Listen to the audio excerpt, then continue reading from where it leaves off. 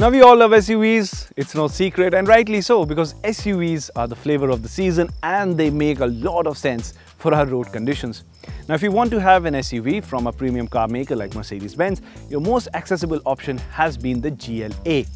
Up until now, the GLA has been more of an urban city crossover kind of a car, but now Mercedes-Benz has updated it, and the result is this car right here.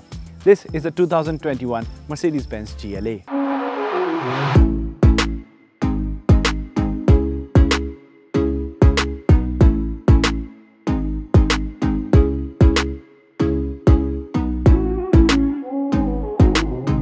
And right away, the first thing that you noticed is the fact that the new GLA has become more SUV-like. A big factor that helps towards giving this solid first impression is the fact that the GLA now has a significantly higher roof. Additionally, the large 19-inch wheels, the sloping roofline, and the wide base of the car give the GLA a very different stance as compared to the older model. It also sports the latest grille design, which looks great.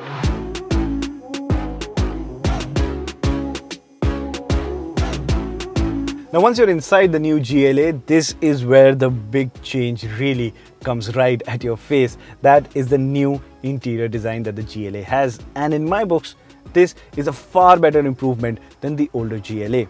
You've got really nice design elements all across the cabin. You've got this nice finished metallic insert in the dash, looks really nice, but the highlight is this half over here.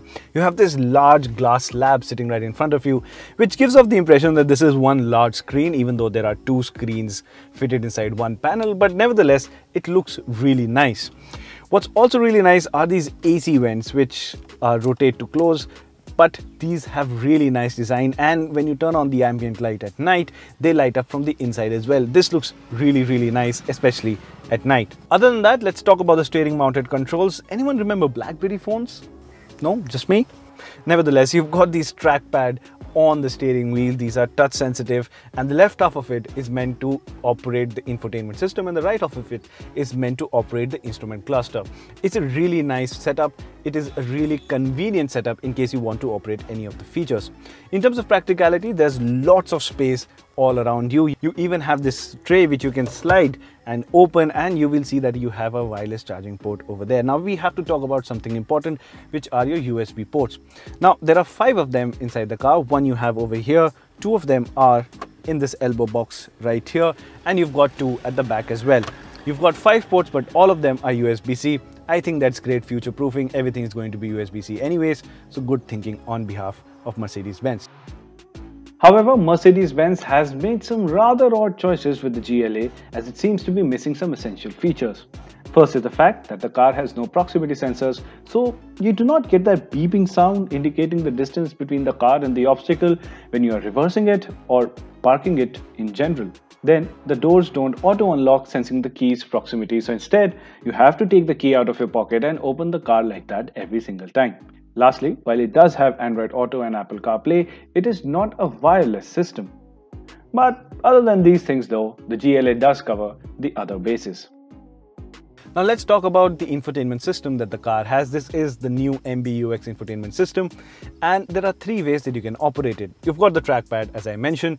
You can do it with touch response as well, and then you also have this really nice trackpad over here which has great haptic feedback, and you can operate anything that you want. You've got loads of things that you can do from here, and that also includes themes which you put on the car, and that changes the complete display and gives you the relevant information based on the theme that you have selected. So all in all, the cabin is a great place to be. But now let's hop on to the back seat.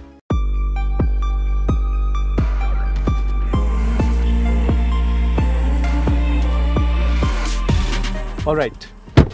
Now it's time for the backseat experience, and the moment you sit here, the first thing that you will notice is there is a lot more space on offer as compared to the older generation GLA. For reference, I'm 5'10". I've set the driver's seat as per my height, and you can see I have good amount of leg room, knee room, and decent amount of headroom on offer. But it's a comfortable seating experience. Having 3 people sit abreast might be a little bit of a squeeze, so it's best for 2. And overall, it's a good place to be in. You also have a large sunroof which lets a lot of light in and makes this experience feel a little more spacious. Now what I also want to talk about is the compartment spaces. You've got a couple of cubby holes in the center console, but they won't really fit your smartphone. If you want to do that, you can do that in the nets over here. Lastly, while the cabin is spacious, the boot space is decent at best. Now let's talk about the driving experience of the GLA, and let's keep it real. The chances of anyone going proper off-roading in this is negligible, and despite the fact that it now looks more robust, the GLA will live its life in city and highway roads. In the city, the GLA feels ever so easy to drive thanks to its light steering wheel and the big wave of torque that the diesel engine delivers at low RPM. The gearbox does not disappoint either, and altogether, it feels effortless in the city.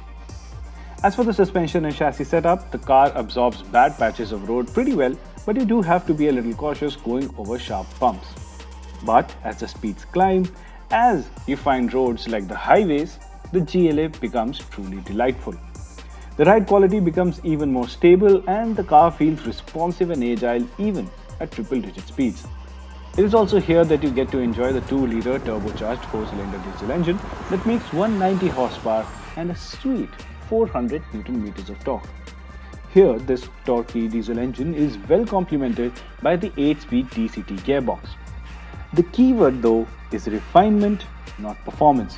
So keep that in mind that this is not an all-out sporty SUV, but is well refined enough that it will still be a delight to drive in almost all driving conditions.